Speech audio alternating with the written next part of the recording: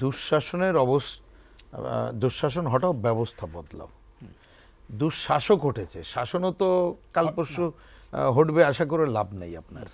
আর ব্যবস্থা বদলানো ছাড়া আপনি পুরোটা পারবেন না।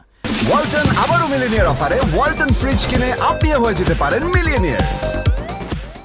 কিন্তু যে প্রশ্ন এখানে আলোচনা হলো এবং শহীদ ভাই শেষে যেখানে শেষ করলেন, তাহলে দুঃশাসনের উপসর্গগুলো পুরোটা না পারেন হটানোর তো পথরেখা দেখতে চাই, তা সেটাই তো দেখতে পাচ্ছি না।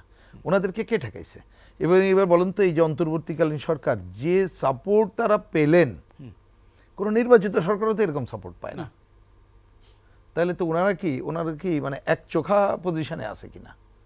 তাই তো আমি পরিষ্কার করে বলি, একথা এখন না, অনেকদিন ধরে বলছি, একটা শাসক যদি না চায় তাহলে এত বড় মবের ঘটনা ঘটতে পারে না। এখন সেটা বলেন, তাহলে কি ওনারা করেছে না? ওনাদের করার ব্যাপার নেই। পটিয়ার ঘটনাটা, মানে যেহেতু লেটেস্ট পটিয়া, এই জন্য এই পটিয়াটা বলছি, যে ওই ঘটনার পরে ওনারা যদি এই ধরনের স্যারেন্ডার না করতো, বা স্যারেন্ডার করার কি হলো, অন্যরা তো অন্য পুলিশ স্টেশনগুলো এমনি এখনো পর্যন্ত আমরা আস্থা আনতে পারলাম না, তা সেই সংকটগুলো ঘটবে না?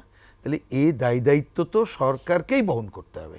এবং এইখানে দেখেন সরকার এই জায়গাগুলোতে, কারণ এখানে উনিও যখন আলোচনা করছিলেন দুর্নীতি লুটপাটের যে কথাটা, এটা তো আমরা বহুদিন ধরে বলি, এবং আজকেও ওই কি বলে যে ঐক্য কমিশন অনেকে বলছিল যে তো কমিউনিস্ট পার্টি বা এরা তো বলে যে অর্থনৈতিক দুর্বৃত্তায়ন দূর ছাড়া তো কোনো কিছু হবে না, তা শেষ বেলায় তো এরকম দেখছি। আচ্ছা, সে কথাটাও বাদ দিলাম, কিন্তু আপনি তো, আমি ওই শব্দটা ব্যবহার করছি, আপনি তো পথরেখাটা তো সূচনা করবেন, সেইটুক তো দেখতে আমরা চাই।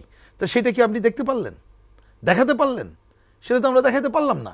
এবং আমি জানি না এটার সাথে রিলেটেড না হলেও ওই যে উনি একবার কথা তুলেছেন বলে একটা বলি, দেখেন এই যে শিক্ষা নিয়ে আমরা কি যে করছি, এটা কল্পনাই করা যাবে না।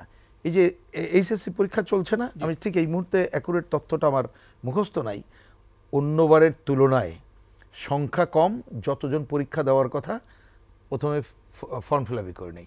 অতীতের যে কোনো সময়ের তুলনায় প্রথমবার দ্বিতীয়বারের পরীক্ষায় ড্রপ আউটের পরিমাণ বেশি। আপনি গ্রামে গঞ্জে যান, এটা অনেক দিন, আমি এই কয়েক সময় হয়েছে আমি তা বলছি না, আগে থেকেই কোভিড পিরিয়ড এইখানেই এই যে বাল্যবিবাহ বেড়ে গেছে, লেখাপড়ার ইটা কমে গেছে, অনেক স্কুল কলেজ বন্ধ হয়ে গেছিলো, তো এই সময় ধারার তো কোনো অগ্রগতি করতে পারলাম না। আপনি আর্থিক কথাটা তো এখানে আসছে, কারণ গণতন্ত্রের সাথে বৈষম্যহীনের কথা আসছিল। আপনি এই যে আমি দেখলাম গতকালই আসছে যে প্রায় 65% মানুষ তারা 3 বেলা খাওয়া না, 1 বেলা খাওয়া ড্রপ করে তারা আগাচ্ছে। বিশ্বব্যাংকের তথ্য বলছে 30 লাখের মতো বিগত দিনেই বেকার হয়েছে, এই কিছুদিন আগ পর্যন্ত। এখন আমার সংখ্যা আরো বেশি, প্রিয় সাহেব নিজেই তো বলছেন, হ্যাঁ, ওনাদের কনসালটেন্ট, তার মধ্যে 18 লক্ষ হচ্ছে নারী। খবর আসছে যে ঈদ এবং আগামীতে দিন যত যাবে ততদিন আপনার যে গার্মেন্টস অন্যান্য বন্ধ, কারখানা বন্ধ, এই জায়গাগুলো ঘটবে।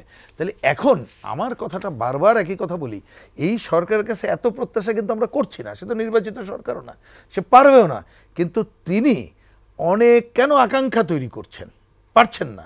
তাহলে তাকে তো দ্রুততম সময়ে জনগণের প্রত্যক্ষ ভোটে নির্বাচিত প্রতিনিধির কাছেই ফিরে আসতে হবে। যেমন আজকেও, এটা বাইরের গল্প বলে একজন বলছিল, ভাই কি যে বিপদে আছি, তাই বললাম আপনার বিপদ কিরে ভাই, আমি নয় রাজনৈতিক মানুষ, আমার বিপদ। কয় যে না, এখন যে বলবো সরকার তুমি হটো, এটা তো বলতে পারছি না, কারণ ওরা ভোট দিয়ে বানাইলে আমার কথা শুনছেন আমি বলতে পারতাম। এখন ভাই সবাই মিলে আপনারা সমর্থন করছেন, আমরা করছি, এই সরকার হটো, এটা তো বলতে পারছি না। তাহলে একটা নির্বাচন করেন, আমাদের দাবি না মানলে বলতে পারবো সরকার হটাও, আপনাদেরকেও ধাক্কা দিতে পারবো।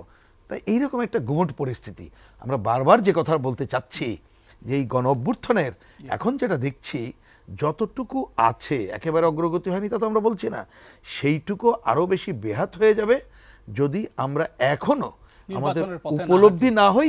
এবং আমি নির্বাচন মিনস করতে চাই ওই গণতন্ত্রের পথে হাঁটার পথরেখা, এবং তার অন্যতম কাজ হচ্ছে নির্বাচন।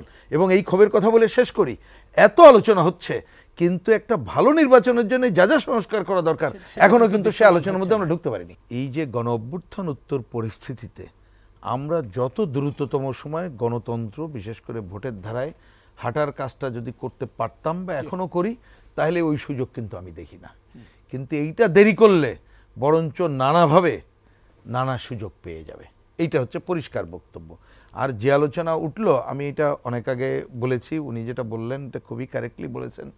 একটা সহজ, প্রথমে আমি একটু বলার সময় বলছি, যেটা বলতে অনেকে মনে করতে পারে যদি আওয়ামী লীগকে নির্বাহী, প্রথমে এটা বলে রাখি, আমরা দলে কিন্তু অনেক আগেও বলেছি যে নির্বাহী আদেশে কোনো দল নিষিদ্ধের আমরা পক্ষে না, এবং জনগণের উপরে ছেড়ে দেওয়া উচিত। ঠিক আছে, আপনারা করছেন করেন, সেটা নিয়ে আমরা হয়তো করি নাই, কিন্তু এটা কে না বোঝে, এবং রাজনীতির যারা মিনিমাম আমরা এবিসিডি দেখে আসছি, আওয়ামী লীগ যে সরকারকে সে ওনই করে না। আওয়ামী লীগ থাকলে কি এখানে ইলেকশনে আসবে? আসার মতো কোনো পরিস্থিতি আছে? তা সুতরাং তো নাই। এতো বরঞ্চ উনি যেটা বলেন খুবই কারেক্টলি বলেছেন যে এই যে যেটা করা হলো তার মধ্য দিয়ে তাকে এখন নতুন বয়ান তৈরির সুযোগ করে দেওয়া হবে এবং কিছুটা প্রশ্নবিদ্ধ করার সুযোগ পাওয়া যাবে। কিন্তু আমি বলছি যে সেই জায়গাটাও থাকবে না যদি আমরা আমাদের বিতর্কগুলো বাদ দিয়ে প্রয়োজনীয় সংস্কার করে নির্বাচন প্রক্রিয়া নির্বাচন প্রক্রিয়ার মধ্যে ঢুকতে পারি। এইখানে দেখবেন নির্বাচনের প্রক্রিয়া নিয়ে বরঞ্চ আমাদের সেই আলোচনা আজকে হয়তো না থাকলেও যদি আপনি নির্বাচনে আলোচনা করেন, এই যে ঐক্যমত্য কমিশন আলোচনায় আমি তো আছি, সেটা যে দেখছি ওইখানে একদল একরকম বলে আসছে, কিন্তু বাইরে এসে সে আবার ইলেকশন নিয়ে অন্য কথা বলছে। তা সেই জায়গাগুলোতে মানে বাইরে এসে স্থানীয় সরকার আগে আপনি যত কারণ ওইখানে তো আমরা একটা মোটামুটি একটা ঐক্যমত্য, সবটা ঐক্যমত্য হবে আমি তা বলছি না, আমরা যতটুকু ঐক্যমত্য হব সেইটা হব কি জন্যে, এই কথাটা কিন্তু আবার একটু রিপিট করি। যেমন আমি প্রতিদিন যে আমাকে 2 বার রিপিট করতে হচ্ছে, কারণ আমাকে অনেকে বলে আরে আপনারা যান কেন, যাচ্ছেন কেন, আপনাদের কি অথরিটি? আমি যে ভাই আমাদের অথরিটি এইটাই, গণঅভ্যুত্থানের পরে যারা দায়িত্ব আছে আমাদের সাথে কথা বলতে চাইছে বলে বলছি যে আমরা একটা পরামর্শ দেব যে আগামী পার্লামেন্ট এই কাজগুলো করলে সেইটা অন্ততপক্ষে আমাদের কতকগুলো গণতন্ত্রের পথে হাঁটার পথ সুযোগ করে দেবে। এইটা করতে হবে কিন্তু নির্বাচিত পার্লামেন্টকে, অন্য কোনো প্রক্রিয়া আমরা কিন্তু বামপন্থীরা কমিউনিস্টরা পক্ষে না। তা সেই কাজটা করছি, তা নিশ্চয়ই নির্বাচনের সময় আসলে আমরা তো যার যার কথা বলবো, যার যার পলিটিক্স করবো, তখন যার যার বিরোধিতা হবে, জনগণ যা সিদ্ধান্ত নেবে তার উপরে ছেড়ে দিয়েই কাজটা করতে হবে। এই কাজ যত ডিলে আমরা করব ততই যদি বলেন অন্যরা সুযোগ পেয়ে যাবে। যে নির্বাচন তো দ্রুততম সময় করা দরকার এবং ঠিকই উনি বলেছেন 90 দিনে করা সম্ভব। আমরা সামগ্রিক বিবেচনায় বলেছি আমরা এই ডিসেম্বরের মধ্যেই নির্বাচিত সরকার দেখতে চাই, কারণ এই টাইম ফ্রেমটা না করা পর্যন্ত আপনি অনেক কিছুর অবসান ঘটাতে পারছেন না। এবং আমি যুক্তি হিসাবেই যদি বলি, ওনাদের বক্তব্য অনুযায়ী আবার রেফার করছি যে একটা হচ্ছে বিচারের কাজ দৃশ্যমান করতে হবে, অলরেডি এটা শুরু হয়েছে। আমি এটা নিয়ে কোনো বিতর্ক বা আমাদের বক্তব্য ছিল যে বিশেষ ট্রাইব্যুনালে বিচার কি করছেন সেদিকে গেলাম না, কিন্তু অলরেডি দৃশ্যমান হওয়া শুরু হয়েছে। 2, প্রয়োজনীয় সংস্কার, সেটা নির্বাচন ব্যবস্থার জন্য এখনও যতটুকু আলোচনা হয়েছে আমি বলেছি হয়নি, কিন্তু এটা করে এই ডিসেম্বরের মধ্যে খুবই সম্ভব, দিন তারিখ ঠিক করলে। 3, ওনারা যেটা এই যে সংস্কার কমিশন 11টা কমিশন রিপোর্ট দিয়েছিল, তার মধ্যে 5টা কমিশনের 166টার প্রশ্ন ওনারা প্রধান করে যেটা এনেছেন ওনাদের ভাষায় যে 86টা পয়েন্টে পুরোপুরি ঐক্যমত্য আছে, যেটা কিন্তু এখন আলোচনা আর করা দরকার হচ্ছে না। এখন ওনারা 19টা পয়েন্টে আলোচনা করতে চান।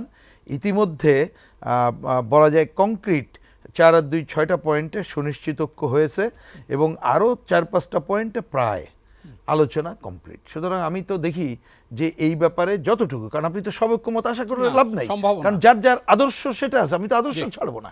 আর সুতরাং যতটুকু হয় আমি দেখি এই ঐক্যমত্য হয়ে এই নির্বাচন এবছরের মধ্যেই নির্বাচিত সরকার খুবই জরুরি এবং ওই ধরনের একটা আলোচনা আসলেই আমরা কিন্তু পরবর্তী পদক্ষেপগুলো, এই যে গণঅভ্যুত্থান অনুযায়ী আকাঙ্ক্ষা, বৈষম্য মুক্তির আকাঙ্ক্ষা, জনগণের অন্য স্বপ্ন বাস্তবায়ন, দুর্নীতি লুটপাট উচ্ছেদ করা, আপনি একটা স্বচ্ছতা, জবাবদিহিতা, জনগণের অংশগ্রহণের দ্বারা আগালে এবং ভোটের ধারা যদি একবার চালু করে আমরা রক্ষা করতে পারি, তাহলে আগামীতে কিন্তু 2-4 দিন এটা লাভ হয়ে যাবে বা একবার ভোট হলেই সব হয়ে যাবে আমি তো আশা করছি না, কিন্তু আমরা এই পথে হাঁটার কাজটা করলেই অনেক সমস্যার সমাধানের পথে এগোতে পারবো।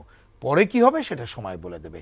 এইটাই বোধহয় এই সময় জরুরি কাজ এবং এই সরকার এই কাজে যত দেরি করবে আমার কাছে মনে হচ্ছে ততই সংকট কিন্তু বাড়বে।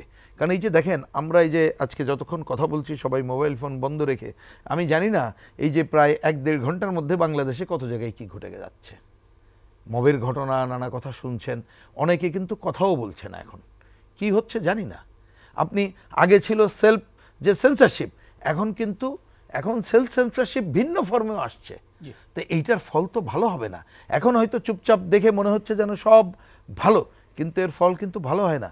আমরা হাসিনা রেজিমের শেষটাই দেখলাম না, সুতরাং ওই রকম খারাপ কিছু আমরা আশা করি না, যার জন্য আমি আশা করব এই বছরের মধ্যে নির্বাচিত সরকার যাতে আমরা পেতে পারি জনগণের প্রত্যক্ষ ভোটে, সে ব্যাপারে অন্তর্বর্তীকালীন সরকার রাজনৈতিক দল এবং আন্দোলনকারী শক্তিদের আস্থায় নিয়ে তারা নির্বাচন কমিশনকে বলবে সুনির্দিষ্ট তারিখ ঘোষণা করার জন্য, এবং তার মধ্যে অবশ্যই প্রয়োজনীয় সংস্কার এবং ঐক্যমত্য কমিশনে যতটুকু ঐক্য আমরা হচ্ছি সেটাও জনগণের সামনে তুলে ধরা সম্ভব বলে আমরা